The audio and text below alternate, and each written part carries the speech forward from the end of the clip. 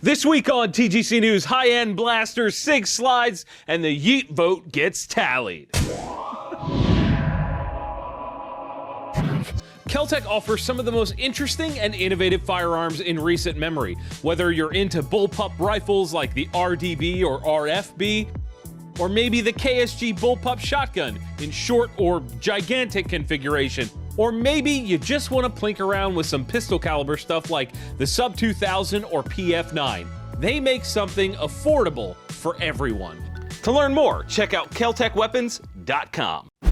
Welcome back to another episode of TGC News, the only gun news show that covers things you actually care about. My name is Jon Patton. Shout out to everyone that hits like on this video.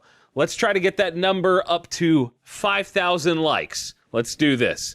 Now, how about some news? Let's spin up the minigun and blast through this rapid fire style. Here we go. Circling back to last week's show, HiPoint has announced the results of the final polling for the name of their new gun, and as you might have suspected, Yeet Cannon destroyed the other option, which ended up being SeaTac 9. Now, here's the thing. The new gun isn't out yet and likely won't be ready until later this year, so what that means is the real Yeet Cannon won't be with us for a while. However, HiPoint decided to placate all of us meme lords with the Yeet Cannon G1.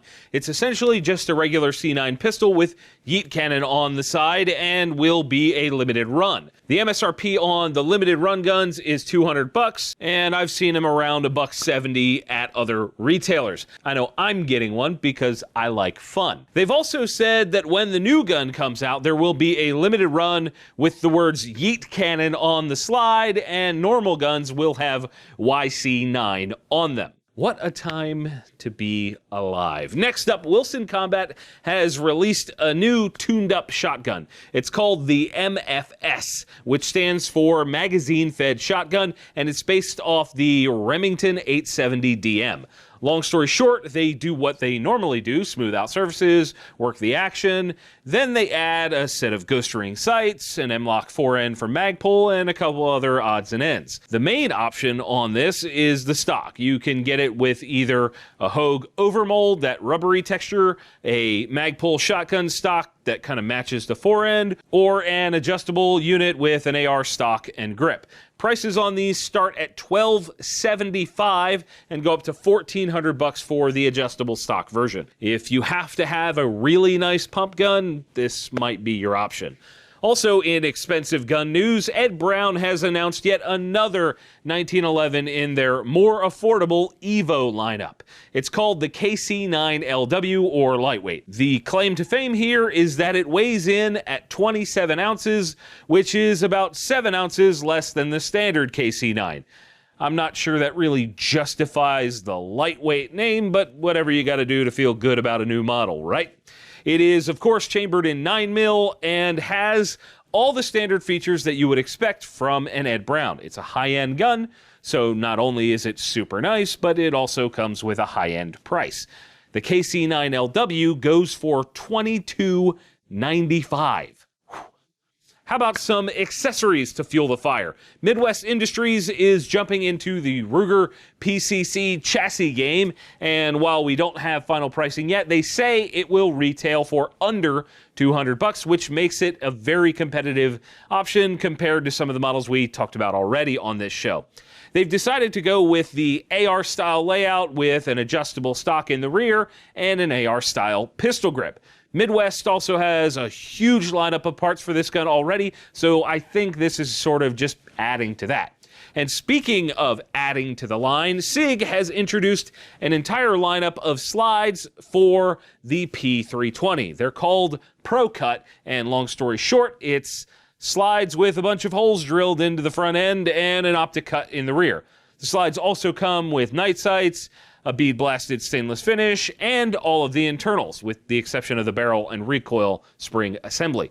They also note on the product page that this item does not void your Sig warranty, which to me is really where the value comes from. If you were to buy a normal P320 for about $500 and then bought one of these for another $400, you'd be looking at a pretty expensive gun, but at the same time, modularity and the ability to upgrade is pretty cool without voiding the warranty. The Pro-Cut slides are available for full-size, compact, and subcompact 320s, again for about $400. Leupold is proud of themselves this week because the U.S. Marshals have selected the Delta Point Pro for their duty handguns. Even though the RMR from Triticon seems to largely be the center point of handgun slide-mounted optics, the Delta Point Pro has a very strong reputation, and this just reinforces that. And rounding us out in rapid fire, a bit of sad news. The founder of Springfield Armory, Robert Reese, has passed away. Now, I know some of you guys are still upset at Springfield for issues in Illinois, but this, to me, transcends that because the man has been involved in the gun industry for a very long time, and whether you admit it to yourself or not, has definitely impacted the gun community here in the U.S. He was 87 years old. And now it's time for a new segment here on TGC News. Let's call it, I don't know, Patton's Armory. I'm going to grab one of my personal guns and tell you guys about it. Yeah, sound effects. This right here, boys and girls, is my Smith & Wesson 686 Plus. This is the first gun that I ever bought for myself. I bought this in, I believe, 2009 or 2010. Some of you may have already seen this here on the channel because it's still one of my favorites. This is cool to me because they no longer offer these Hogue grips with the finger grooves. I actually really like that. A lot of people don't. It has a 6-inch barrel, has a 7-shot cylinder. It's chambered in .357 Magnum.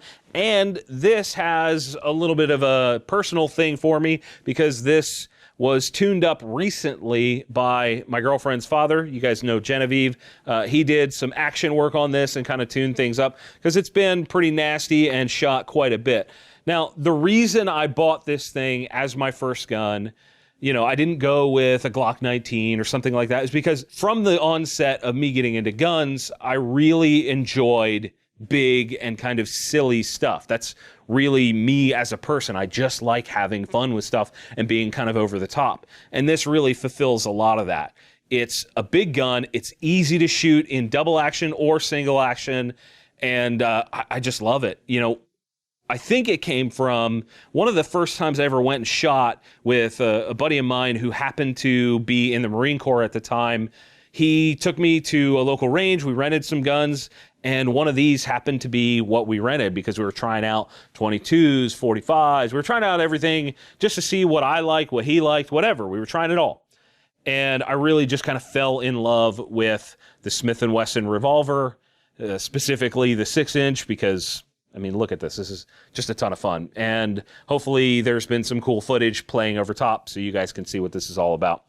But yeah, this is my first gun, and I really hope that you guys enjoyed this look at one of my personal guns. I think this could be a regular thing if you guys want. I could just pick a gun and we can show it off. And it's going to take a while to get through my collection because I've amassed quite a few over the years. But yeah, here we go. Smith & Wesson 686 Plus in .357 Magnum. Leave a comment to let me know if you want to see more. Have you ever tried to put a gun together with this, or these, or maybe this, or maybe even this? Maybe it's time to consider getting some schooling from Sonoran Desert Institute. SDI offers courses from some of the best and brightest the gun industry has to offer. From gunsmithing to reloading to full-on associate's degrees in firearms technology, you can learn all of that from the comfort of your own home. To learn more, head over to sdi.edu. It's time for More Friendly Fire, the segment where I answer your questions from all over the interwebs. This week, our questions are coming from the Gun Collective Facebook page. First up, Tracy Olson wants to know if it's conceivable to move away from lead-based ammo in favor of something more environmentally friendly. Inconceivable! Honestly, I don't think that lead-based ammo hurts the environment in a substantial way. Most people don't realize it, but you have to get a lot of lead in your system for it to start affecting you. I mean, to the point where you almost have to start ingesting it. And if shooting lead-based ammo was the causation for lead poisoning, you would see a lot more of that in the military than anywhere else because of the amount of rounds they expend. And that's not generally something you hear about. With the amount of ammo expended at military ranges, you would figure that far outweighs civilian ranges and therefore would be cause for concern, right? I just think that the freak out over lead ammo is an overreaction, and while I don't think it's a bad thing to look at other materials to use in ammo, I don't think it's really financially viable. The lead prices, even though they've gone up, are still way lower than other metals with similar weights. The soft properties of lead also make it beneficial for molding bullets and things of that nature. It's really kind of the perfect material for it. I personally carry a monolithic copper projectile, shout out to Underwood Ammo, but I'm absolutely not going to start tripling the cost of my practice ammo just because some politician thinks lead is bad. And Marshall Pixley wants to know if revolvers will ever become prevalent for concealed carry again. I think it's a matter of round count. You can deliver way more shots on target, arguably more effectively with a semi-auto than you ever could with a revolver. Even with a semi-auto revolver like a Mateba Unica, you are still limited by how many rounds the cylinder can hold and how fast you can reload the cylinder. Semi-autos are just better all around for defensive purposes. My friendly fire question to you guys this week: do you think that people with mental disorders like depression, anxiety, and PTSD should be able to own and carry guns? Why or why not?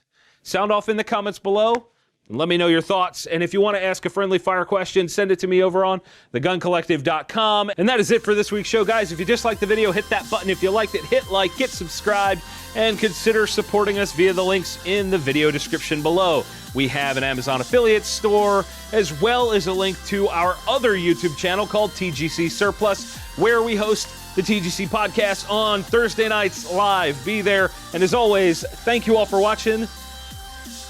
We'll see you soon. All the hand signals. Let me start that from the top.